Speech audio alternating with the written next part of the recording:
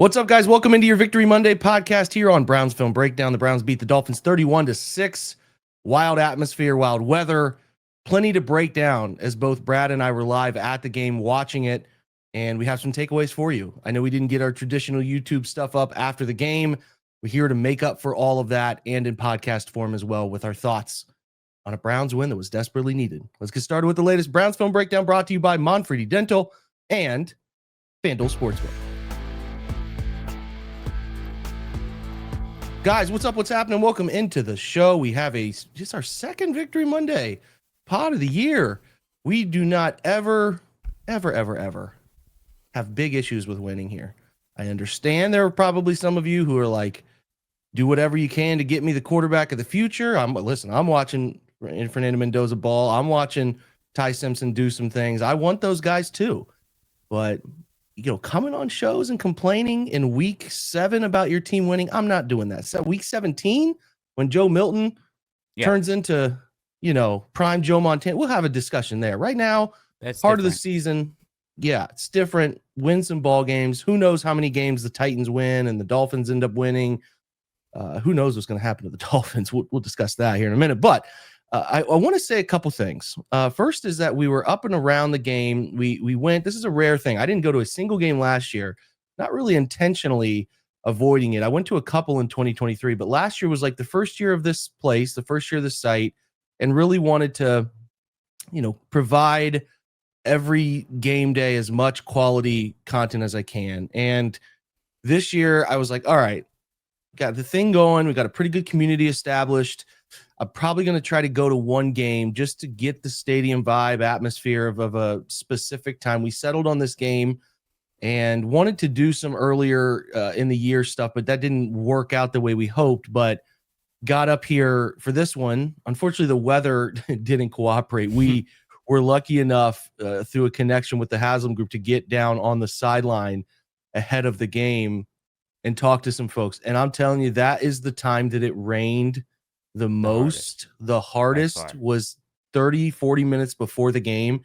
And I thought I had material that would fight and keep the water off of me. It was the opposite. So I was like 40 pounds heavier in the clothes I had to wear the rest of the day. I was miserable, Brad. I mean, that's like one of the more miserable experiences. I know you wore jeans. It was like these things were soaking wet. And we pushed it. But what I wanted to talk about was we went to the map room before, and I really want to do this bigger next year. Maybe the home opener. I'm not sure. But we met so many of you. We met some great people. I was blown away over the course of a couple different days in Cleveland, meeting some folks. We were at dinner and met the nicest subscriber who lives in New York, was in town for the game. And that was just, it's so cool. Like we do this behind a monitor all the time. And, Brad and I are talking through a thing called StreamYard, and we're communicating with it. And it's nice to just like meet the people who are like, hey man, I do whatever for a living. And this is like the way I enjoy hearing about, learning about, talking about the Cleveland Browns. And it's just kind of a cool reminder that this does have a little bit of an impact on some entertainment in people's lives and can provide an outlet for something, right? There's Brad, like stories of a great guy, Browns fan in Iowa, who flies in for the home games. Every home game flies in, which is Greg in Iowa. Fantastic, dude. He nicest guy in the world. Nicest guy. He and asked his buddy me if I was going to be there. Too. Yeah. At the map room, right? Yeah. And I mean, it was so. Like, that was the best part of the day for me of anything up there, and we got to do some cool stuff, and me and you and Peter got to play golf this weekend, which was awesome and stuff like that. Mm-hmm. But, like, the whole weekend, my favorite part was getting to meet Greg. Chris in Chattanooga, who drives 9 hours up from Tennessee. Getting to talk to Philly in person. Like, and anybody else that stopped by, but, like, it would just, like... Because you said it perfectly to me. You're like, some nights we're sitting here and it's just me and you talking to the screen, and you don't really like get it. Like, it's hard to grasp like the audience when we're just looking at each other through this, like basically a Zoom call to each other. It's it.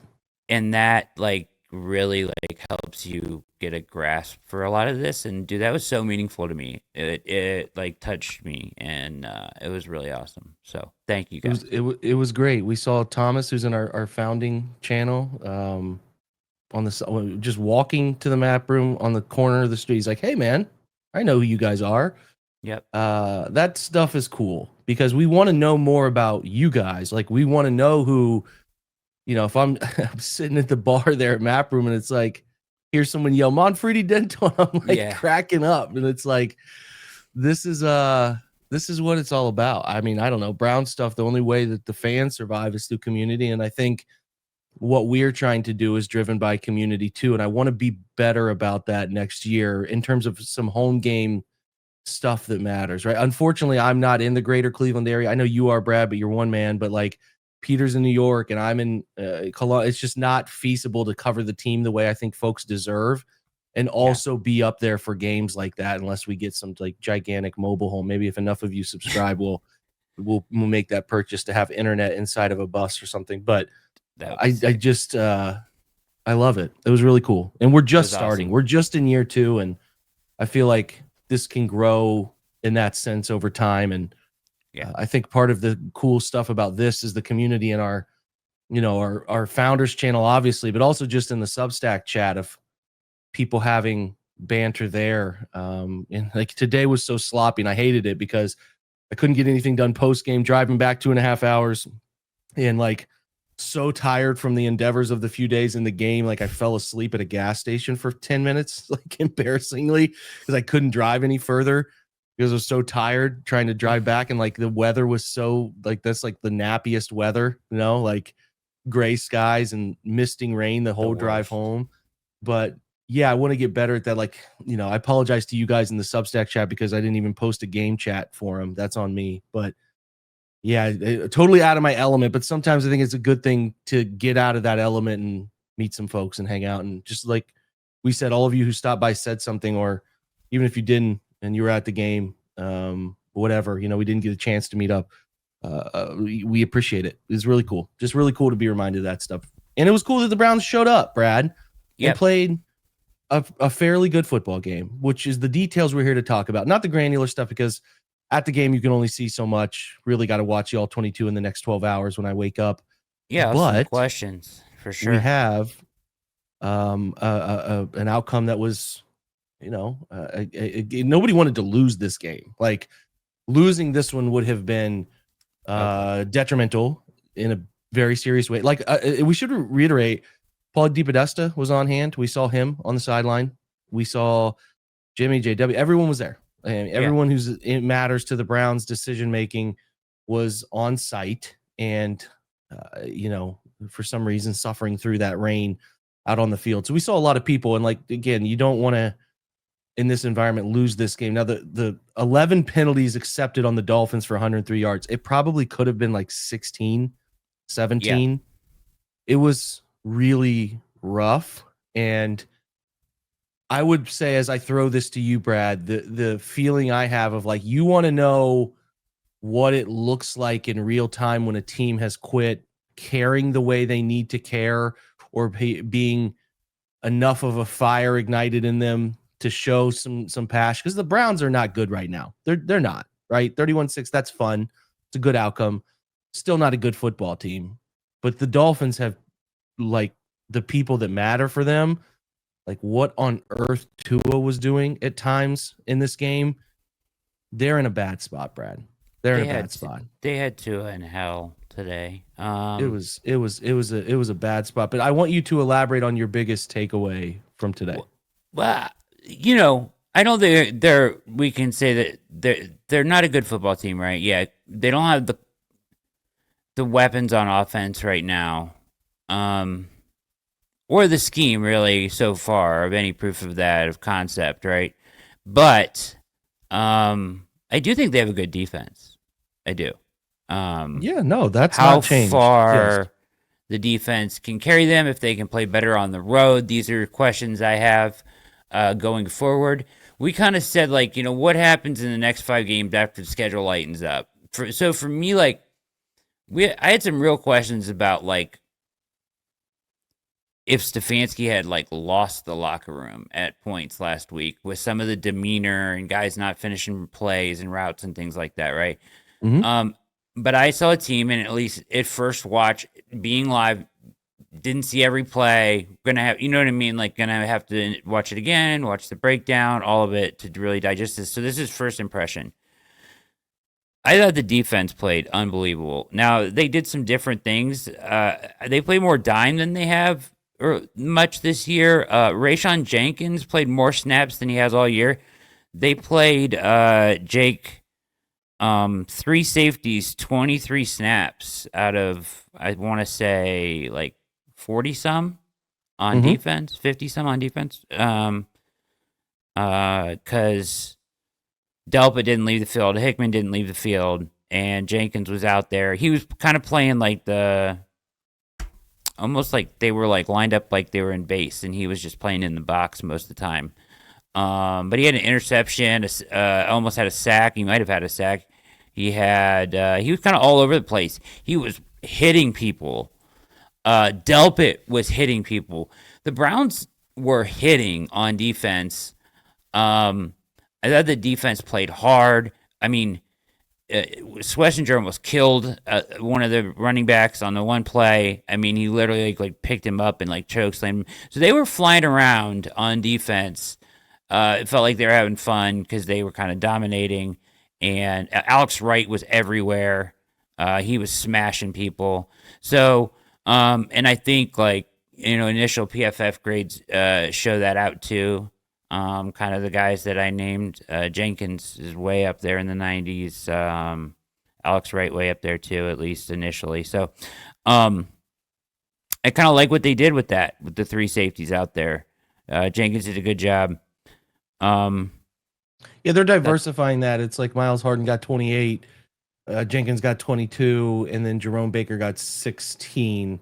So there's a little bit of that final, whether that's a nickel, whether that's big nickel, whether that's base, a little bit of diversification that went on there, which you don't mind seeing. Diabate even got 12 snaps on defense. Dom Jones, our boy, probably played some late snaps there, played 12. He got 12 late. So did Trey Avery. Yeah, Donovan McMillan got some snaps too. So yeah, there's some diversification. I need to see what Miami did personnel wise and why at times they felt inclined to do some of that. Some of that dime look stuff. Yeah, we'll take a look and dig into the details. But I'm with you, and there's no doubt between the recovery Rayshon made on the kickoff team, it wasn't very good on the day, but did create a turnover. So that's a huge swing. And then his interception, and he was, like you said, he was kind of all over the field. When he's in the second level roaming, he is at his most comfortable. And today was a good day for him. That proved that, yeah. So I guess my takeaway today is that the defense played their ass off. And like, if I had a question coming in, like, are they done? Have they packed it in? Or are they not listening anymore? I think they answered that question for me, at least even on offense too. Like, they still want to compete. They still want to win. And he at least still has the locker room. Now, did they answer any questions about like the major questions we have around the offense, like schematically, stuff like that? No, I mean, it was a waterlogged day. Gabriel was 13 of 18 for 136 yards, which is efficient. And he actually converted on some third downs that were timely for them through the air. We'll have to take a better look at what those 18 throws look like in the breakdown. To be clear, the wind was whipping. Like it was a tough day for quarterbacks to do much of anything. Even if it didn't at times look like it was pouring, it was consistently wet. And the field was soaked from the pregame that was not covered. And being down there close looking at it, we had that luxury. The turf looks great, especially want to say that coming off of what Pittsburgh was dealing with the week before. But yeah, I just want to be clear on the Dillon stuff. He still looks lost on some key dropbacks with no creativity tied to him. He's not running away with his job. It's not at all. And There are times where he misses some things he shouldn't, but there are also some things he's doing effectively, operating the offense. And today was not a day, like Brad said, it was not a day for fix the sweeping offense. conclusions about the passing game. And if you want any more evidence, look at the other side and how did the other quarterback play in those elements. And I know Tua is not God's gift to left-handed rocket throwing passes here by any stretch, but this is clear that it was really difficult to get any movement in the passing game because the wind was having moments where it would get so gusty and it was whipping down through the stadium. And we tried to put some videos up on Instagram and TikTok of this is what it's like on the field. And it was gnarly, but this isn't, it's not an excuse business. It's a results business, and they won, and he took care of the ball. But also, he didn't do anything today that makes us go, oh, no. Man, this is done. They got a lead, and they needed him to protect the ball and manage the game, and he did that. Operationally, they were pretty good. Not a ton of penalties on that side. He did. I will say one minor thing. When the game was neutral on that first drive, I think actually their second drive, the wrong way or something. He had an interceptable ball that went through the hands of the DB, and Judy caught it somehow. Yes. So recognizing that, now I'll rewatch it. I'll correct myself on tomorrow's pod if it actually didn't turn out that way. But it was pretty clear he threw a curl, like you said, video game glitch that was very tightly covered, and I'm pretty sure should be labeled a turnover worthy throw. 100%. Should not have thrown it. Yeah. We had a great angle on that one from where we were sitting. Yeah, the guy was on his back. Should not have thrown it. Yeah, got lucky there on that one. For sure. Judkins, 25 rushes for 86 yards. Now, this is deceiving, right? So, the whole Joe Thomas speech that we always reference about run game efficiency. The Browns were not efficient in the run game today, despite it's saying that they are better than they were because he scampered for 46 on one shot into the end zone. I think I said in the game day pod, they're probably going to have to run him 30 times for 80 yards. And it almost turned into that reality. I do give them credit for sticking to the run game and only letting Gabriel throw at 18. I mean, they appropriately handled the game script, right? Your defense was winning the game for you. They were getting you the ball in the red zone on turnovers. You just needed they were 100% points on trips to the red zone. So they were opportunistic. They converted when they needed to. They had some opportunistic third downs. Judkins was great in the red zone. He got in the end zone 3 times with this wildcat that they've introduced with him taking the snap. We'll have to look at that a little bit. The first one was a really just great individual play where he bobbles the ball, gets up in there, unbelievable spin move in the middle of the pile to get to the end zone. So individual play. Judkins is a dog. There's no doubt. But there was not a lot of room for him to run. And this is a defense that has been terrible against the run. Guys have been just chunking this team. So that's something we'll have to look at. I still don't think they're getting any push up front. And they had 10 runs of 0 and negative yards in the game. Yeah. 10. Well, here's my problem, Jake. I saw this and I kept pointing out the game, and I don't think anybody was listening to me. I think I was just talking to myself or the guy next to me, but to my left, who I have no idea who that was. Nice guy, though. Yeah, nice guy. I'm like, why are they're running jumbo with the extra linemen, sometimes 2 extra linemen. At times they had Whippler and Lucas come off, both eligible. And I'm looking at the field. There's one wide receiver out, and then everybody's in the line of scrimmage. Just mass jumbo set, right? And you're waiting for him to do something because Miami has 10 guys in the box, 10 players in the box. Yeah, and then they're running straight into it and getting 0 yards. Like, what do you think is going to happen? Yeah, I mean, you have 10 runs of negative 0 yards and only 5 runs of 5 yards or more. It was not a good running game. To your point, which we said live, I do give them credit for not surrendering the idea that we need to do it, but it continues to back up the thing we've had. I don't like their run game design. I thought Miami got away from run game design that was working for them the Browns refused to run the ball laterally, almost predominantly running inside zone, tight zone duo concepts that are just straight downhill. And they popped one, but I need to rewatch it. I feel like they had a moving player on that, either a trap, wrinkle Yeah, there to was it, a or hole something. there. But they cannot manufacture run game success, misdirection, flip, toss, different things to keep There's it. no It's just like, hey, misdirection let's line up again today, this week, and run downhill and have it be all as day. easy as the defense can have it, meeting us at the point of attack. Or I'm tired let's of move I just everybody in one direction, and you know what I mean? Like, I there's mean, I was no sitting in the stands on conflict. the second drive. The first drive, if if you guys were watching it, I don't know how much the TV shows of this, but Fannin was lined up on the wrong side. Initially, so was Jerome Ford on 3rd Yeah. and 2.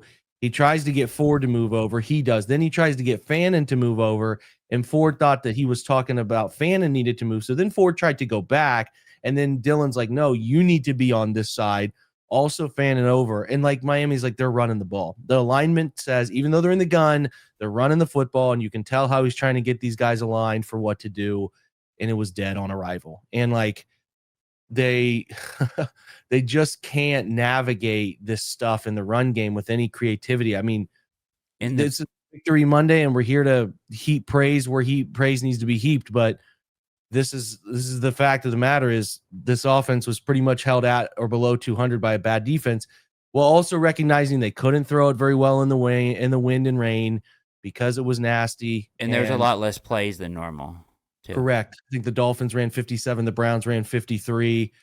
Just like, again, though, I'm just asking for some run game creativity. I think lining up and like playing fair toughest on the field stuff at times is just so narrow when they can always outnumber you if you're not +1 in the run game with your quarterback, which they're not. They're not doing that. They won't do that. So just was disappointed in that, even though Judkins popped one long one, couple nice runs, one explosive, I think is what he got in that. And it was a good run, made a nice quick process uphill, then kind of worked his way back, lateral left, and climbed and ended up getting in there from, I think, 46 yards. So yeah, Miami was fine in the run game on their side. They ultimately were chasing the scoreboard a lot of the game, but Achane had that long 46-yard run on a wide zone carry that popped, and nobody really touched him. He ends up running for 82, which was driven by 46-yard run, but that's the same 46-yard long run you got from Judkins. He did that in 13 carries, the 82, versus Judkins taking 25 to get to his number. But the Browns wonder were, when he must have broke one in the like later I missed or something. Yeah, I was think we hanging did. We around did like miss it. 50 some for a while. Yeah, so he did. We'll have to watch that back. But the game was over when you 17-3 and then 17-6 at half. It wasn't. Then the Tyson Campbell interception return was just kind of. It's kind of like at this point nobody can throw that well. So if you're behind the scoreboard that much, you're just not going to get back into the game. And for me, the Browns defense is built for these games. Like, their aggressive approach, line up. If we get out in front of if you fall behind the Browns at their place when the crowd is loud and it's windy and rainy, like, good luck, man. I've seen Brock Purdy and Shanahan struggle here in those conditions. Like, you're not going to do well. And they were playing physical, playing hard in their element, feeling very confident about themselves. Which is those good. are fun. Yeah, fun defensive performances. I think, again, for me, big point here as we kind of wrap the early portion of our thoughts here is like, I love the outcome. Seeing a 31 on the scoreboard is really cool, considering we couldn't find a way to see them get over 20. But this game doesn't move me much, even though your point, I think, is very true. The Dolphins are the example of, we talked about this, which team would show up and have a desire to win the game? Like, which team is kind of going through the motions because they know what's coming and which team isn't? It's very evident that the Dolphins gave you a real clear picture of what that looks like. The Browns aren't that. They're not that yet. The Dolphins have more talent. Just being honest. I think man for man, skill position wise, Waddle and Achane and offense, like, and Tua is better than Dylan, and like, they're better. They just don't. They're not paying any attention to the details. That defense is being sloppy and getting like late personal fouls and roughing the passer calls, and It's just a group that doesn't really feel like there's any ramifications for doing silly stuff. And it was evident in how they were tracked on penalties today. And it is like the epitome of this team doesn't care what happens to the head coach and doesn't care what happens to their season. And the Browns aren't that. They're not that. They're not that. And I think that's something that I was questioning at one point already this season. So for me, that's a step in the right direction. I don't think you're 100%. solving anything offensively on this weather day. But I will give Kevin the credit to be smart enough at least to get out of his own way and hand the ball off and only throw it 18 times in a game that you were just going to get there because your defense was kicking ass. Yeah. They had a game plan to mitigate risk. Yeah, a game plan to keep the risk low. They talked about after the game, Kevin did, that Thursday night when they realized like this is an imminent weather situation. He sat down with Bloomgren and Tommy and they formulated some Wildcat stuff they wanted to run. And yeah, man, it's good. It was good. They had a game plan. I still am very concerned about not the passing game. I'm not worried about passing stuff is set aside because of the day, but like the inability to create opportunity in run game stuff is like still very evident to me.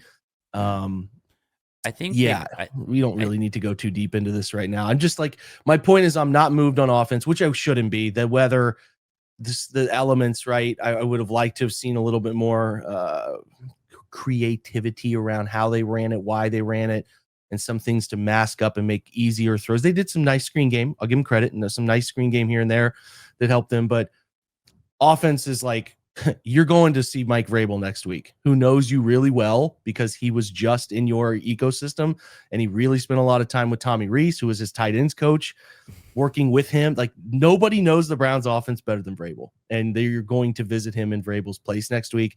The Patriots are rolling right now. I think they're 5-2 after their win over the Titans today. Not that they have blown anything out. They had the Saints on the road and Titans. They huge win at Buffalo, which is massive. One good win, yeah. But you got a couple letdown opportunities at New Orleans and at Tennessee, and they took care of business. They're 5-2. They deserve the respect. I hope the Browns give it to them, and I hope the Browns obviously understand the magnitude of what Vrabes was exposed to, what he knows about how the Browns like to do things, and they step up to that challenge. I think we have a better chance to learn more about Kevin next week.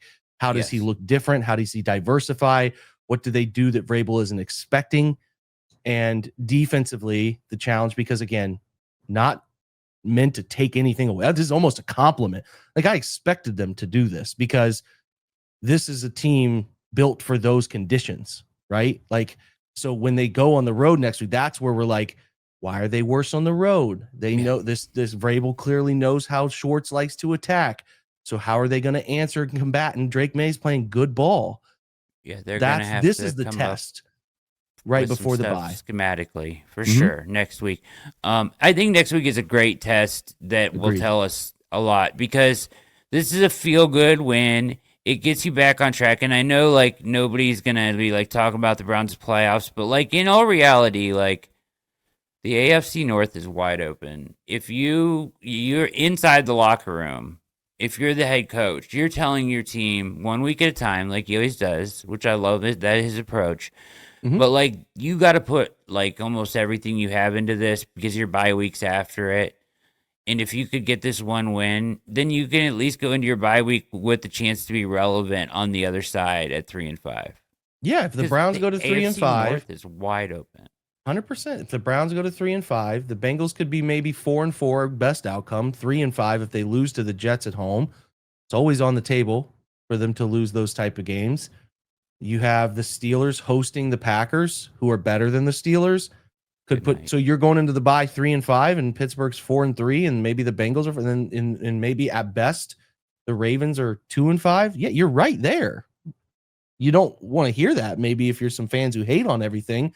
But you're right there. So win next week, get your health in check over the bye, and you come out of the bye, and you still got a bunch of games that you can win. I think they come out of the bye, and who do they take? Go to the winless Jets. You come back home. You get a Ravens team that's not playing as well this year. You get a road trip out to the Raiders, who just got 31-0 by KC today.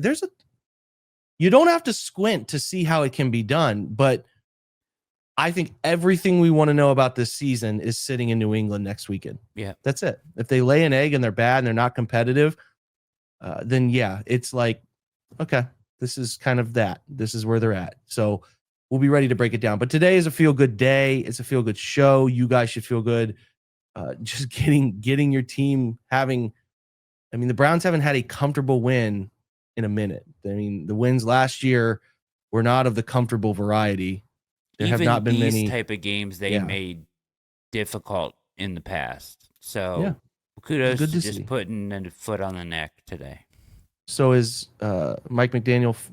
Is he fired? Do we think that's happening Monday for him? I don't see how he's not. He looked unbelievably frustrated on the sideline. It feels like everybody there is ready to just get away from each other. And would you ever hire him for a job? Something about the way he looked in the way that team looked, it just is like this all There's smells. a disconnect. Yeah. The Greer needs to go. They need a total flip it over restart. Trade like the Jalen Phillips of the world. Trade Bradley Chubb. Get an asset back for something. Maybe we they got get to Jalen restart. Waddle. Yeah, they're going to trade Waddle at the trade deadline. Not to us, I mean, but they are going to trade him. I think they're in an interesting spot because it's a matter of how badly do you want to. Tua's contract lingers into 26 before they can really like get out of it free and clear. So if they did move on from him this summer, it would cost them. They'd have a setback year, not as anywhere near the magnitude of what's coming for the Browns and Watson, but it is going to be chunky. So, they're just I'm curious where it goes, and it's a reminder of how quick a window goes from open to closed in the NFL because they were really good at stretches of the last 3 seasons and then kept getting hurt late in the year and could never one playoff game. Skylar Thompson started for them because Tua had an issue. Then they kept Phillips tore his Achilles and Chubb tore his knee up and they lost all of their defensive impact players in 1 year trying to get. So it's just again, a reminder of windows open and close really fast. And if you don't have a quarterback that can be the bridge between windows, Tua's not that. And whatever he did with those comments last, I feel like Brad is oh boy. That's the thing that sucks about Miami is that if they're going to be terrible probably the rest of the way and lose a lot of games. Yeah. So as far as draft, and they'll probably take a quarterback. They should. They 100% should and try to get out of that world. So in theory, the 2 teams that we know are going to be bad, Jets, Dolphins, are definitely quarterback hunting. Titans. Definitely. Titans won't be quarterback hunting, but I know they'll be looking to trade. Yeah, they're going to be there. No doubt about that. Even the Raiders look like they're also 2-5 and getting worse every week. So they're probably in that world, Pete Carroll world of let's get a quarterback in my second year and try to make a run at this thing. And yeah, it's shaping up. We did get a Jags loss, which we love that little chef's kiss to that. They could end up being bad, Jake. I'm telling you. They could. They're only 4-3, and I know their schedule's not that daunting the rest of the way, but I'm still not. And I don't see a good football team over there. I don't. And 2 straight weeks. So Greg Newsome left to a 4-1 team, and was a big point of his conversation when he arrived. And this is not against Greg. It was probably really cool to go from a 1-4 team to a 4-1 team, and they have since lost both games. And his counterpart, pick 6. Yeah. Football, which was great to see. You know what? I'm going to ask you 2 things, 3 things. Mm-hmm. This is how I want to leave this. We'll get out of here if you want to. Couple things that I'm excited to look forward to in the film breakdown because we didn't get to watch it as closely today. Cam Robinson played every snap at tackle. Mm-hmm. I want to see how he played. He was dancing around the end zone with Judkins. Looked happy, didn't he? He did. He looked happy. So I'm like, okay, maybe he's buying in. Maybe he's playing better. I don't know. But either way, I'll be interested to see. I was looking at the snap counts. He played every snap, which was encouraging after his knee injury last week, right? Mm-hmm. And then, I want to know if you agree that Campbell is brought like a more physical presence to playing corner and in the run game, because I feel like he is a more physical player than Newsome or Ward, and that's having a little bit of an effect on the defense. He's a bigger dude. I mean, I certainly think he's a guy they have. The teammates around him seem to have some confidence in, and there's no doubt that Schwartz isn't afraid to have him play force and get aggressive in run game. Yeah. I definitely think that at minimum he's 2 weeks in, and I don't feel like I thought Greg was playing fairly well this year. I haven't noticed much of a difference. So I understand he got beat on a double move to DK last week, but like I've seen that happen to any corner any week. DK is a freak of nature. So like I just don't have any regret about that trade. I won't have any regret about that trade. No. And I think Tyson is doing a nice job and a better athlete based fit for what Jim likes to do. So yeah, I have no, and the cost control year and all of that is just, it's encouraging. So it's also, as we know, super early. A lot of things can happen.